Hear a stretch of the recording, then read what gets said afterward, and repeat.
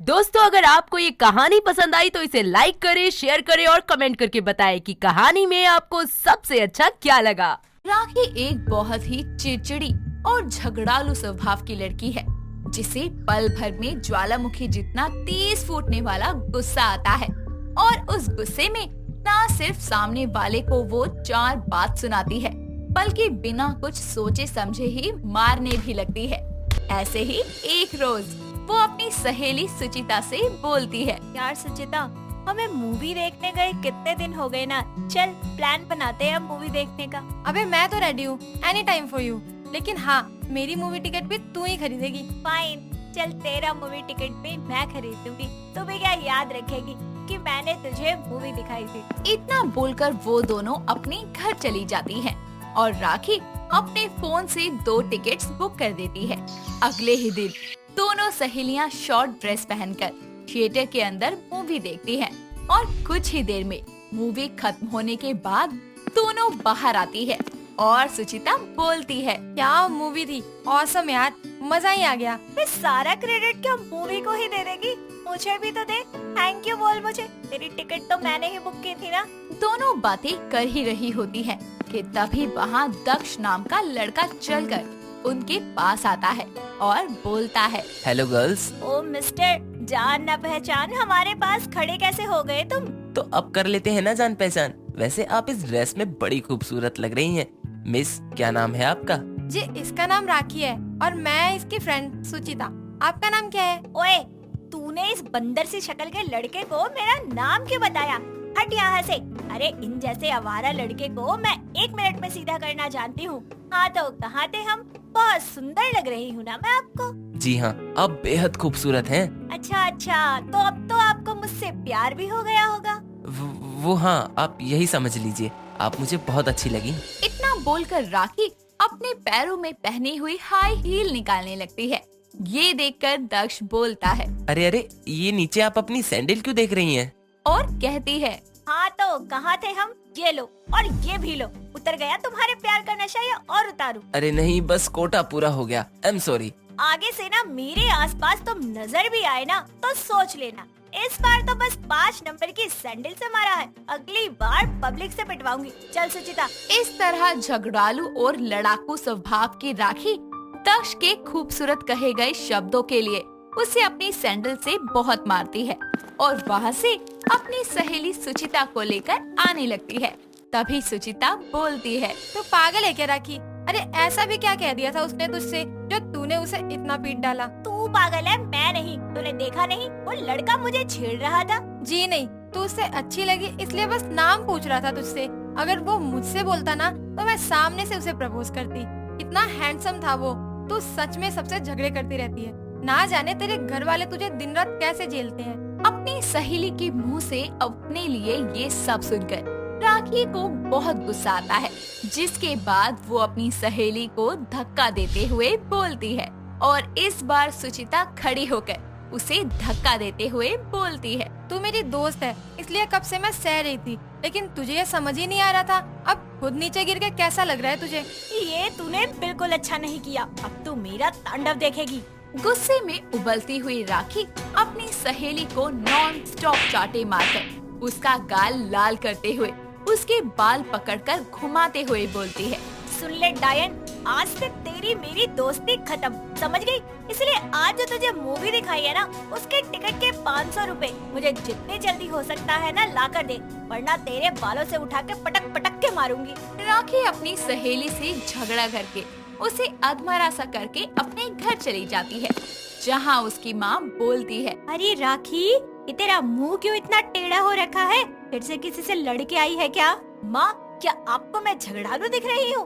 भाभी, जल्दी से मेरे लिए पानी लेकर आओ, और हाँ, ठंडा लेकर आना। किचन में काम कर रही पूजा जल्दी से अपनी झगड़ालू ननद के लिए पानी लेकर आती है और इस बार राखी अपनी भाभी पर गुस्सा करते हुए बोलती है, भाभी जल्दी से आ नहीं सकती क्या? कछुए की चाल में चल रही हो। अरे तू अपना गुस्सा अपनी भाभी पर क्यों निकाल रही है? वो कोई रोबोट थोड़ी ना है जो 2 सेकंड में आ जाएगी। माँ, आप तो भाभी की साइड ना ही लो तो अच्छा है। अरे राखी, झगड़ा मत करो, ये लो पानी पियो। मैं झगड़ा कर रही हूँ? हाँ माँ, तुमने ही भाभी को सर पर चढ़ा रखा है। देखो कैसे इनकी जुबान खुल रही। अरे ठीक है, सॉरी, मुझसे गलती हो गई। बेचारी पूजा को बिन बात अपनी ननद से सास की तरह 4 बातें सुननी पड़ती है, जिसके बाद उसकी ननद पानी पीती है और बोलती है, भाभी ये एकदम नॉर्मल सा पानी है। मैंने आपसे कहा था ना कि मुझे ठंडा पानी चाहिए। मेरे लिए बिल्कुल चिल्ड वाटर लेकर आओ। आपके कान बंद है क्या? सुनाई नहीं देता? वो मैंने सुना नहीं था। रुको मैं लेकर आती हूँ। किचन में जाकर पूजा दोबारा पानी लेकर आती है और राखी को देते हुए बोलती है, ये लो राखी, जितना मन हो पी लो। अरे भाभी इतना भी ठंडा नहीं, ये तो बिल्कुल बर्फ है। इससे थोड़ा कम ठंडा लाना था ना। राखी तू एक बार में नहीं बता सकती? क्यों बेचारी को बार बार तंग कर रही है? हाँ माँ, आपको इतना बुरा क्यों लग रहा है? पूजा भाभी इस घर की बहू है। मेरी खातिरदारी करना और इस घर का काम करना उनका फर्ज बनता है। अच्छा राखी, वो घर के सारे काम करे वो उसका फर्ज है, और रोज रोज झगड़ा करना क्या वो तेरा फर्ज है? अरे वो तेरा खाना तेरे कमरे तक ले जाती है, चाय नाश्ता लेकर जाती है, क्या वो तेरा फर्ज नहीं है कि तू खुद से ले ले? हाँ हाँ, जा रही हूँ अपने कमरे में।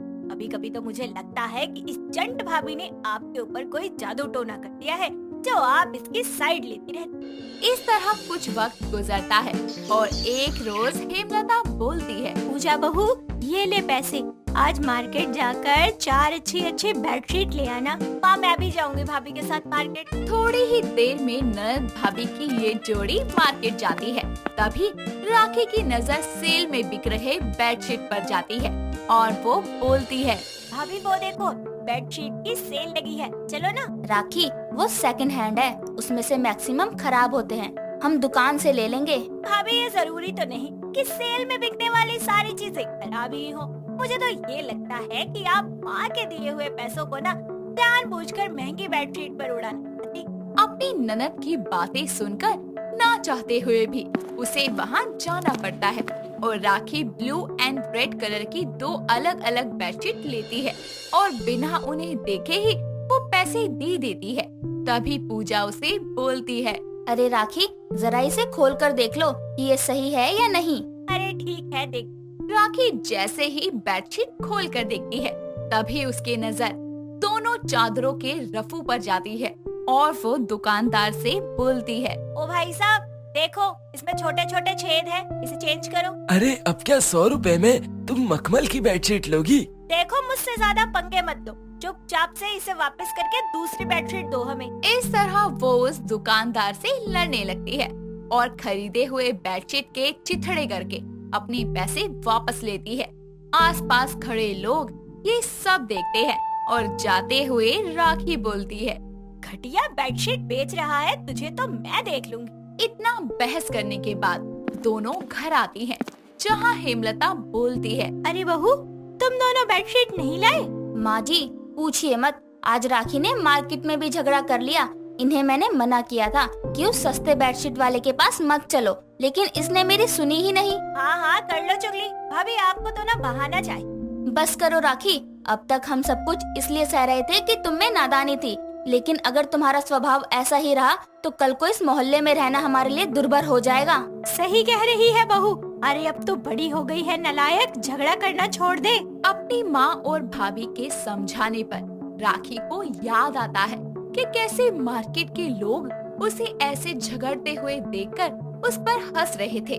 सब कुछ सोचने के बाद वो बोलती है, हाँ भाभी आप और माँ एकदम सही कह रहे थे। अब से मैं वादा करती हूँ कि मैं किसी से झगड़ा नहीं करूँगी। अब मैं बिल्कुल आपकी तरफ हूँ। इस तरह देर से ही सही लेकिन राखी को अकल आ जाती है, जिसके बाद वो अपनी सहेली और बाकी सब से माफी मांगती है और इस तरह राखी का झगड़ालू स्वभाव हमेशा के लिए खत्म हो जाता है। तू मानेगा या पिट के ही छोड़ेगा इस रिमोट को? तू मान जा, पहले मैं आया हूँ, रिमोट मैंने उठाया पहले। देख तुझे लास्ट टाइम बोल रही हूँ, इसके बाद मेरा मुक्का तेरा फेस। अच्छा बेटा, तो फिर मेरे हाथ से तू भी नहीं बचेगी आज। लगता है तू ऐसे नहीं मानेगा, दे रिमोट। ले छोड़ दिया। सोहम के रिमोट छोड़ते ही शालिनी जोर से जमीन पर गिरती है और उसके पैर में लग जाती है। ओह सॉरी शालिनी, गलती से मार दिया यार। अरे मम्मी क्यों किया तूने मेरे साथ ऐसा? मैं तो तुझे कितना प्यार करती हूँ और तूने मुझे ही मारा, मेरे तो खून भी निकल रहा है। मम्मी। अरे पर मैंने तुझे हल्का सा गिराया है, चोट तो कहीं भी नहीं लगी तुझे, फिर भी कहाँ से ब्लीडिंग हो रही है। देख शालू, ज्यादा नाटक मत कर। लगता है अब मुझे बुलाना ही पड़ेगा। नहीं नहीं नहीं ना शालिनी, तू मेरी प्यारी शालू है ना, मत बुला यार प्लीज, मैं तेरे आगे हाथ जोड़ रहा हूँ। मम्मी देखो, सोहम ने मुझे मारा। उनकी आवाज सुनकर रेखा आती है और दोनों को खूब खरी खोटी सुनाते हुए बोलती है। अरे फिर चालू हो गए तुम दोनों, कुत्ते बिल्ली की तरह लड़ते रहते हो, ऐसे नहीं मानोगे तुम दोनों। नहीं मम्मी, इसने मुझे गिराया। नहीं मम्मी, नाटक कर रही है ये, मैंने नहीं गिराया, इसने खुद ही बोला था कि छोड़ दे, मैंने छोड़ दिया। तुम दोनों मानोगे या नहीं, या रसोई में से गरम गरम चिमटा लेकर आओ। नहीं मम्मी। कुछ देर के बाद सोहम रसोई में आता है और शालिनी कहती है, आज खाना मैं बनाऊंगी। कहाँ कहाँ लगी आग? ओह अच्छा, अभी कैसे लग सकती है, अभी तो तूने खाना ही नहीं बनाया। तू जाता है कि बताऊं तुझे? ऐसे ही अगले दिन दोनों सुबह उठते हैं और शालिनी उठकर बाथरूम में जाती है और अपना ब्रश ढूंढने लगती है। मम्मी मेरा ब्रश कहाँ है? दिख नहीं रहा, मैंने तो यहीं पे रखा था। थू। ओए तूने मेरा ब्रश क्यों लिया?